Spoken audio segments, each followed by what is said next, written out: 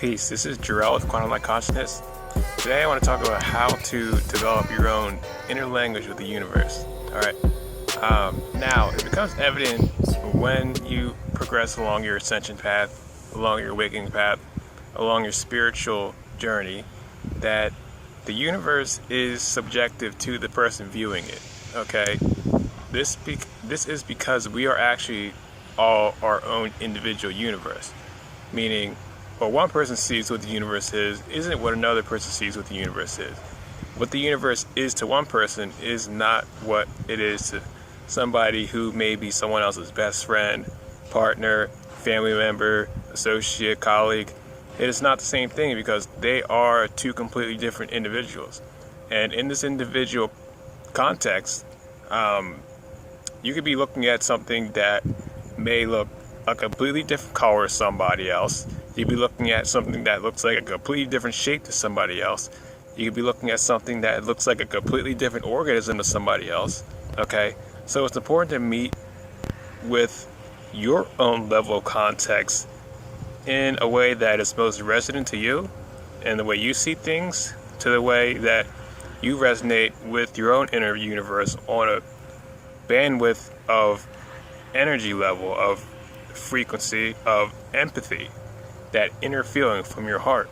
Okay, feeling how you feel the way you feel it based off of your own clear objective sight to what you are looking at and what you are actually seeing.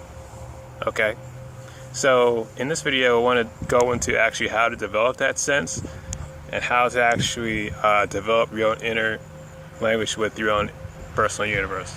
All right, so I did a blog post based on like the senses, the sensory sensations of developing an inner language of empathy on my blog, quantumlight.net.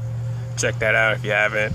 I'm going to cover that first here because it's very important, okay? The main thing about developing like a sense of empathy and a higher state of frequency and clarity is because if you don't know what you're sensing and feeling isn't exactly what you think you're sensing and feeling, then you're lost. You're lost. Like anybody could walk up to you and say, "I'm your higher self" in the etheric realms, and then you'd be talking to actually like a puppet that's literally covered in, empathic sludge and negativity. All right. Getting into your own empathy level and that clarity inside yourself is always a pristine place. It's the most pure place that you can actually sense from, and that's where you want to base your own personal reality from, even in your everyday life. All right, you kind of want to like use yourself as a barometer from your space of your heart.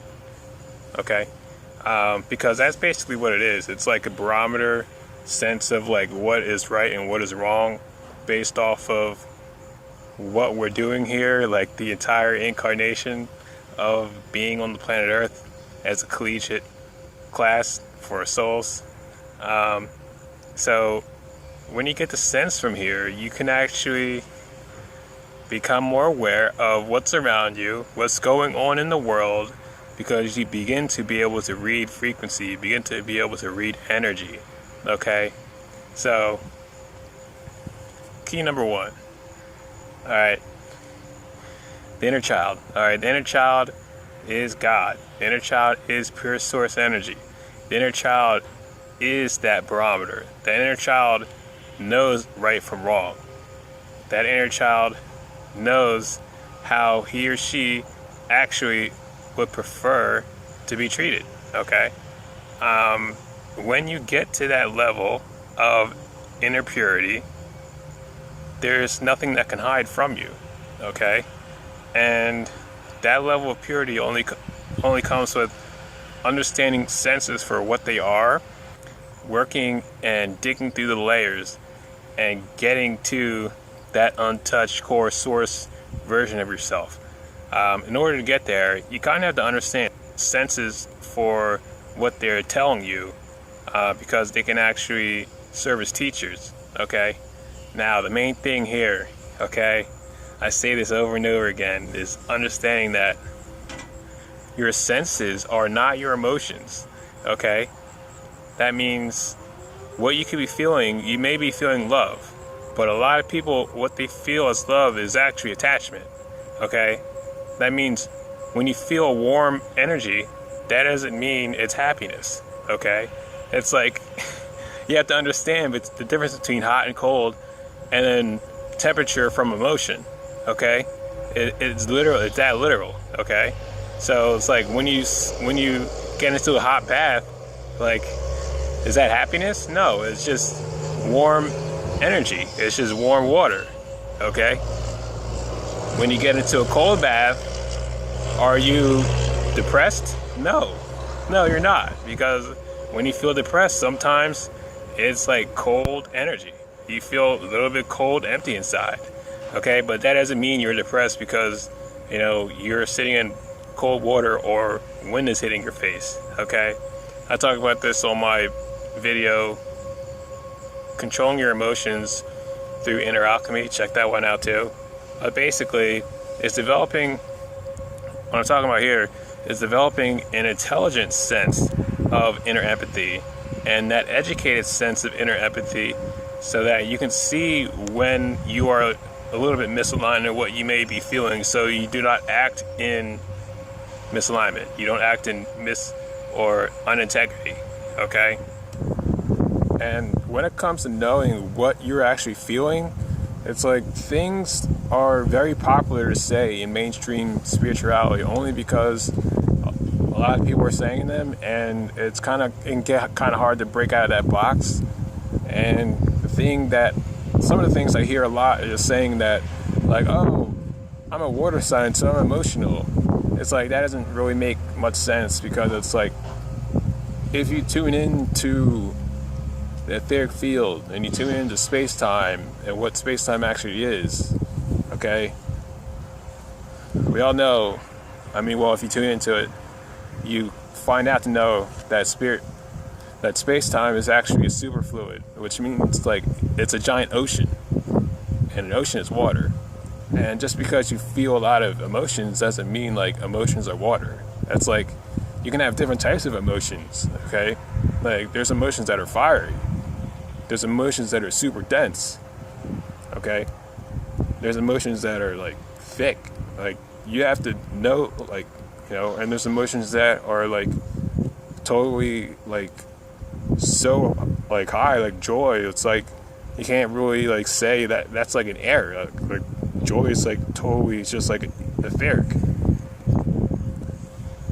So you can't really say like, oh, like emotions is this element, or oh, this type of thought pattern is that. Like, it's like, it's so dynamic, and becoming clear enough within yourself to realize that it takes, you're gonna have to want to do it, which is why I say these things with so much detail, because if you actually truly want to learn how to do it, you actually learn how to do it.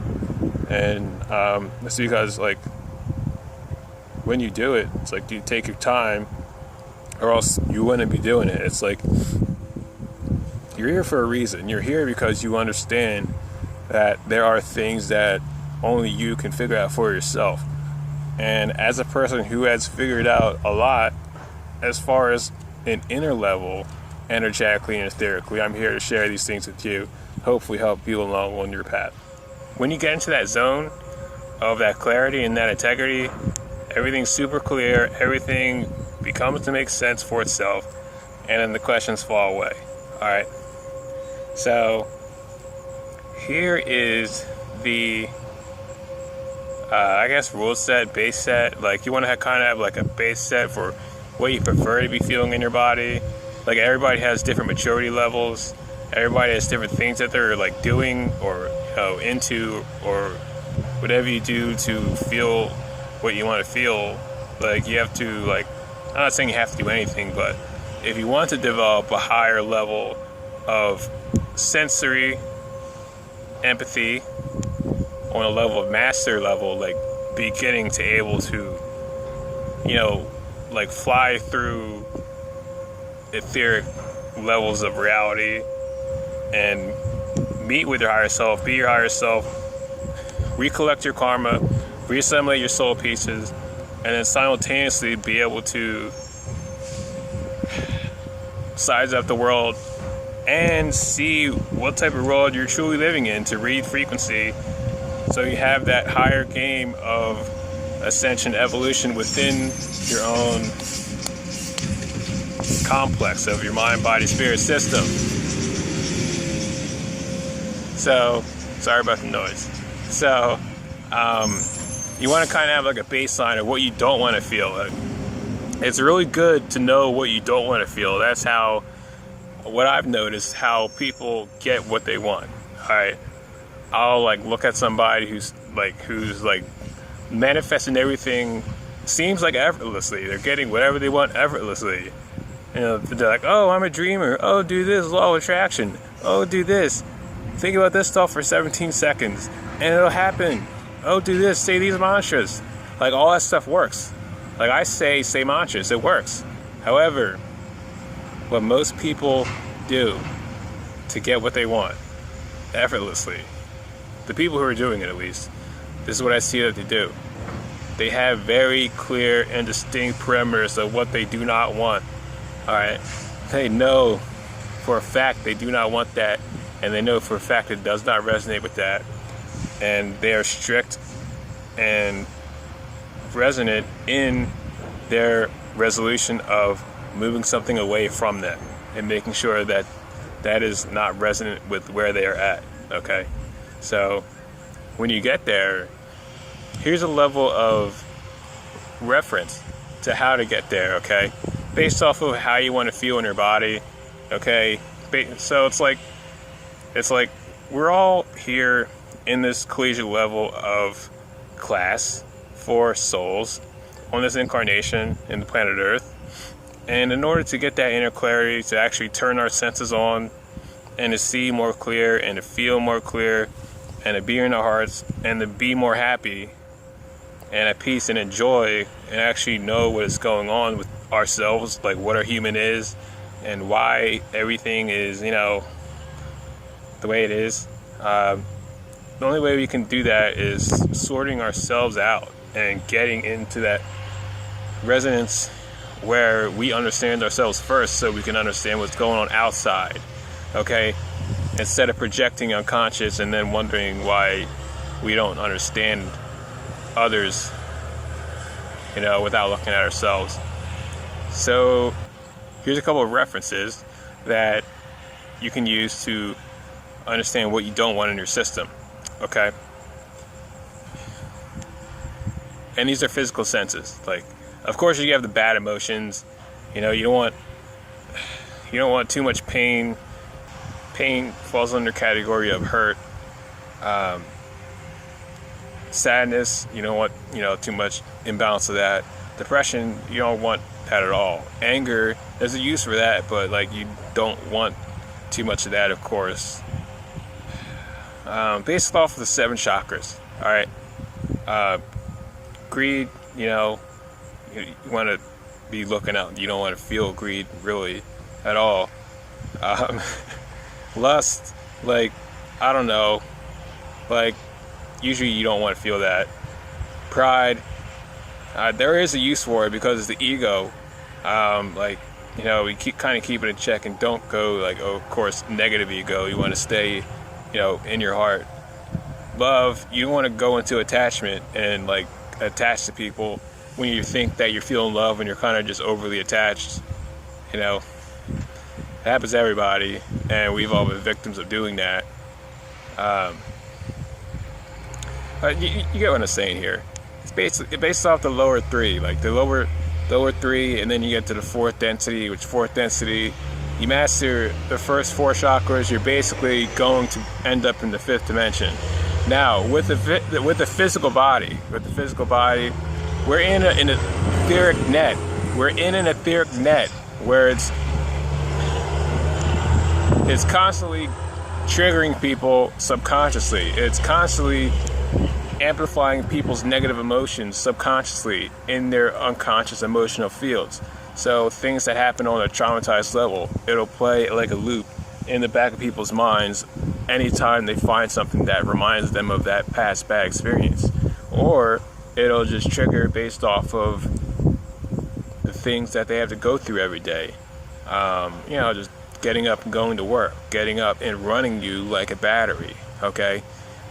Those are the things that the etheric net that keeps the entire consciousness weighed down, like it's controlling like a circus, like a mini circus, and it's like running humans like puppets and just constantly feeding off their negative emotions that they can't see that they're in. They can't see the strings that they're attached to that's running them in this negative unconscious triggered state all the time. And here are the parameters for what you don't really want to feel in your physical body. Is the key that like there's attachments from the net that are triggering you. First one is itchiness. If you feel itchy, there's something going on, like overly itchy. There's something like attached, and there's something that you kind of have to get off. Second one's twitchy nerves. Same thing. There's attachment, and that could actually be a signal that something's detaching from you. Okay, something's detaching, and you kind of just want to be conscious of flowing your energy through that space, so whatever was attached doesn't get attached again. Next one is stinging. Like just like same thing, like that could be like something's releasing and something is getting off of your system where your energy needs to flow. Next one is dullness or numbness. This can happen anytime. This can happen when you use your phone too long, and you kind of have little nanites crawling all over your limb. Okay, kind of want to stay conscious of what the phone companies are doing, because they're doing that on purpose to keep you using the phones and keep you dulled down under the net, so you'll never know what they're doing and what their true intentions are to what their false religions intentions are with the technology that they're running, because they secretly worship the technology. Okay, so when one of my limbs falls asleep, all right, what I can do is like, it's easy. It's like kind of like sometimes I would basically with my hand, like these two fingers will fall asleep. So what I'll do is I'll counterclockwise unwrap whatever density was on it and kind of just move it off of me from my left to my right. Okay, and anybody can do that, like as long as you understand how to utilize yourself as a wavelength, as an energy being, as a wavelength, a spinning wavelength of light that is a light body. Okay, you can get out of anything. All right, it just takes willpower, determination, and the ability to be able to control your mind. All right, so these are the levels that can tell you in key practice, in key function, how to communicate with your own inner, like how to get through the net and communicate with your own system in a way that you can create your own, like you can get clear enough to create your own language. Okay, so that's how you get clear. Okay, so here's the part where you can actually get into the language. All right, because like anything can be anything to anybody. You can have yourself on a wavelength where it's like, oh, whenever I see a number 1, that means this. Oh, whenever I see the numbers 144, that means this. Oh, whenever I see 1111, that means this. Okay, you can communicate with your own inner universe to say that, like to say, okay, inner universe, okay, Merkaba system, okay, God, source, whoever, say, anytime I see this number, this level of bandwidth representing itself in a symbol, say like a specific type of animal or bird, or I don't know, a setup of like a growth of plants in the color of plants somewhere. Say that symbol means this. Okay, simple. All right. Now the easiest way for me to do this is like using like what people have already actually figured out. So if you watch my videos, I do numerology readings. That's what I'm doing. I'm literally looking at numbers, and I'm looking at what the numbers mean to me based off of the science that people have already figured out. And I kind of just logically put it together. Okay, you can do that too. Like whatever your science is, whatever science that you believe in, that is most resonant to you, you can actually like compilate a level of like teachings for. So the way that I do is I actually have my own inner guidance system where I actually utilize the science of numerology with what I know about astrology. And because I know the levels that my higher selves are on dimensionally, and their species and their archetype, I can basically match what I know about those sciences with that dimensional understanding, along with tarot. Tarot always helps as well, as I talked about in that last video, divination with your higher selves. So to each his own. Like, you can develop your own inner system, inner guidance system, and especially when you pair it with what you're feeling on the inside or what you're feeling on your outer reality, you can actually develop your own inner language, your own language system to guide you into the clarity with your higher selves, where you want to be at within yourself, regaining your own karma, stepping into what is in your highest and best good and best interest, for yourself and for the others around you, to serve the collective and to become what you want to be, what you want to be, and that is of your choice ultimately. Okay, so if you guys would like a session, I do sessions at quantumlight.net.